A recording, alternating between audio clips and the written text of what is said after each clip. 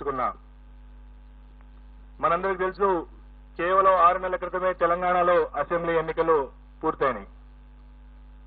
ఆనాడు అధికారంలో ఉన్నటువంటి టీఆర్ఎస్ పార్టీ అధికారంలో దిగిపోయి కాంగ్రెస్ పార్టీ అధికారంలోకి వచ్చింది. అసెంబ్లీ ఎన్నికల ఫలితాలలో 1, 2, 3, 4 స్థానాలలో ఉన్నటువంటి పార్టీలు, అనగా సీట్ల సంఖ్యలో 1వ స్థానంలో ఉన్నటువంటి కాంగ్రెస్ పార్టీ, 2వ స్థానంలో ఉన్నటువంటి బీఆర్ఎస్ పార్టీ, 3వ స్థానంలో ఉన్నటువంటి భారతీయ జనతా పార్టీ, 4వ స్థానంలో ఉన్నటువంటి ఎంఐఎం పార్టీ సీట్ల సంఖ్యాపరంగా 65, 39, 8, 7 వచ్చి ఆనాడు అసెంబ్లీ ఎన్నికల్లో ఉండటం మనం అందరం చూశాం. 5 నెలలు తిరిగేలోపే ఆయా రాజకీయ పార్టీల యొక్క స్థితిగతులు పూర్తిగా మారిపోయినాయి. 1వ స్థానంలో ఉన్నటువంటి కాంగ్రెస్ పార్టీ నేడు 2వ స్థానానికి వచ్చింది పార్లమెంట్ ఎన్నికల్లో. ఆనాడు 2వ స్థానంలో ఉన్నటువంటి టీఆర్ఎస్ లేదా బీఆర్ఎస్ ఈ రోజు చిట్ట చివరి స్థానానికి వచ్చింది, అనగా 4వ స్థానానికి. ఆనాడు 3వ స్థానంలో ఉన్నటువంటి భారతీయ జనతా పార్టీ ఇప్పుడు మొదటి స్థానంలోకి వచ్చింది. ఆనాడు చివరి స్థానంలో ఉన్నటువంటి ఎంఐఎం పార్టీ ఈనాడు 3వ స్థానంలోకి వచ్చింది. 5 నెలల్లో తెలంగాణ ఓటరు ఎంతో పరిణితి చూపించి రాజకీయ పార్టీల యొక్క ఓటు బ్యాంకుని, రాజకీయ పార్టీల యొక్క సీట్లను, రాజకీయ పార్టీల యొక్క స్థానాలను పూర్తిగా మార్చేసినటువంటి ఘటన దేశంలో చాలా అరుదుగా చూస్తుంటాం. అటువంటిది మన పక్కనే ఉన్నటువంటి మన తెలంగాణ రాష్ట్రంలో చూస్తా ఉన్నాం. మే 13వ తేదీన జరిగినటువంటి పార్లమెంట్ ఎన్నికల్లో 17 పార్లమెంటు స్థానాలకు ఎన్నిక జరగగా కాంగ్రెస్ పార్టీ 7 నుండి 8 స్థానాలను కైవసం చేసుకోబోతా ఉంది. కాంగ్రెస్ పార్టీ 7 నుండి 8 స్థానాలను కైవసం చేసుకోబోతా ఉంది. భారతీయ జనతా పార్టీ 8 నుండి 9 స్థానాలను కైవసం చేసుకోబోతా ఉంది. అలాగే ఎంఐఎం కేవలం పోటీ చేసింది 1 స్థానం అయినప్పటికీ భారతీయ జనతా పార్టీ అభ్యర్థి మాధవీలతతో తీవ్రమైనటువంటి పోటీ ఉన్నప్పటికీ ఎంఐఎం మరొక 1 స్థానం గెలవబోతా ఉంది. గతంలో 39 అసెంబ్లీ స్థానాలు సాధించి అంతకుముందు 2019 పార్లమెంట్ ఎన్నికల్లో 8 పార్లమెంటు స్థానాలు సాధించినటువంటి టీఆర్ఎస్ పార్టీ ఇప్పుడు 0 స్థానాలకు పరిమితం కాబోతా ఉంది. 1 స్థానం కూడా ఈ ఎన్నికల్లో టీఆర్ఎస్ పార్టీకి వచ్చే పరిస్థితి లేదు. సాక్షాత్తు తెలంగాణ రాష్ట్ర సమితి అధ్యక్షుడు కేసీఆర్ గారు, సీనియర్ నాయకులు హరీష్ రావు గారు ప్రాతినిధ్యం వహిస్తున్నటువంటి మెదక్ పార్లమెంటు కూడా ఈరోజు టీఆర్ఎస్ పార్టీ పొందలేనటువంటి పరిస్థితి. గడిచిన అసెంబ్లీ ఎన్నికల్లో 7 అసెంబ్లీ స్థానాలలో 6 అసెంబ్లీ స్థానాలను సాధించినటువంటి టీఆర్ఎస్ పార్టీ 2 లక్షల పైచిలకు మెజారిటీ 7 స్థానాల్లో సాధించినటువంటి టీఆర్ఎస్ పార్టీ ప్రస్తుతం అక్కడ 2వ స్థానానికి రావడానికి పోటీ పడే పరిస్థితి, 2వ స్థానంలో కూడా ఉండే పరిస్థితి కనబడట్లా. సో ఈ విధంగా భారతీయ జనతా పార్టీ ఆదిలాబాద్, నిజామాబాద్, కరీంనగర్, జహీరాబాద్, మెదక్, మల్కాజ్గిరి, చేవెళ్ల, సికింద్రాబాద్ 8 స్థానాలను సునాయాసంగా కైవసం చేసుకుంటూ మహబూబ్ నగర్ లో గట్టి పోటీ ఉన్నప్పటికీ స్వల్ప ఆధిక్యతతో శ్రీమతి డికే అరుణ గారు అక్కడ విజయం సాధించే అవకాశాలున్నాయి. అలాగే కాంగ్రెస్ పార్టీ మిగతా నియోజకవర్గాల్లో కాంగ్రెస్ పార్టీ విజయం సాధించేటువంటి అవకాశం ఉన్నది. ఎంఐఎం హైదరాబాద్ పార్లమెంటు నుండి విజయం సాధించే అవకాశం ఉన్నది. భారత రాష్ట్ర సమితి దాదాపు అన్ని నియోజకవర్గాల్లో 3వ స్థానంలో ఉన్నటువంటి పరిస్థితి.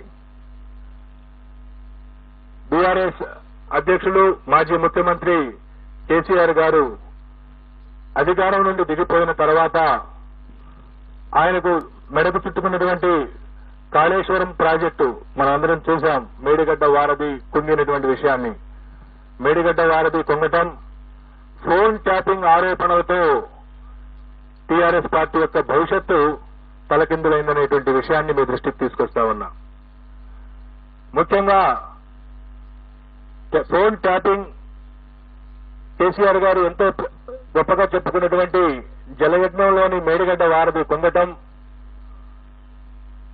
వరుసగా ఆ పార్టీ నుండి ఎన్నికల్లో ఓడినటువంటి నెల 2 నెలల లోపలనే అనేక మంది ముఖ్య నాయకులు వీడిపోయటం తెలంగాణ రాష్ట్ర సమితికి తీవ్ర నిరాఘాతంగా పరిణమించింది. కొన్ని నియోజకవర్గాల్లో టీఆర్ఎస్ పార్టీ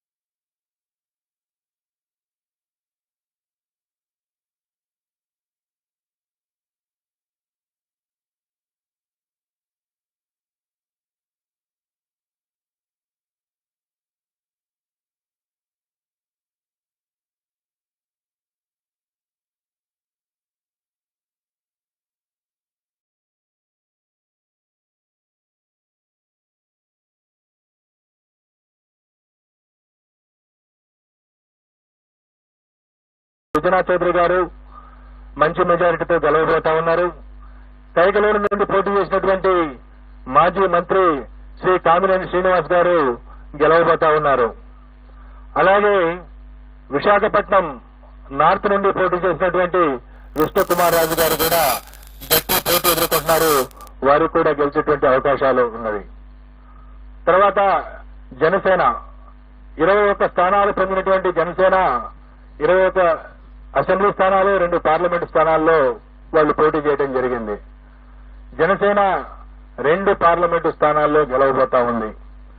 అలాగే అసెంబ్లీ స్థానాల్లో పిఠాపురం నుండి పోటీ చేసినటువంటి జనసేన పార్టీ వ్యవస్థాపక అధ్యక్షులు శ్రీ పవన్ కళ్యాణ్ గారు భారీ మెజార్టీతో గెలవబోతా ఉన్నారు. అలాగే ఆ పార్టీలో మరొక ముఖ్య నాయకుడైనటువంటి శ్రీ నాదెండ్ల మనోహర్ గారు గుంటూరు జిల్లా తెనాలి నుండి గెలవబోతా ఉన్నారు. తర్వాత తెలుగుదేశం పార్టీ విషయానికి వస్తే తెలుగుదేశం పార్టీ అధ్యక్షులు రాష్ట్ర మాజీ ముఖ్యమంత్రి నారా చంద్రబాబు నాయుడు గారు కుప్పం నియోజకవర్గం నుండి భారీ మెజార్టీతో గెలవబోతా ఉన్నారు. అలాగే వారి తనయుడు మాజీ మంత్రి శ్రీ నారా లోకేష్ మంగళగిరి నుండి గెలవబోతా ఉన్నారు. అలాగే నటులు శ్రీ నందమూరి బాలకృష్ణ గారు హిందూపురం నియోజకవర్గం నుండి మంచి మెజారిటీతో గెలవబోతా ఉన్నారు. ఈ విధంగా ప్రతిపక్ష పార్టీలకు సంబంధించి ముఖ్య నాయకుల విషయాన్ని చూసుకున్న తర్వాత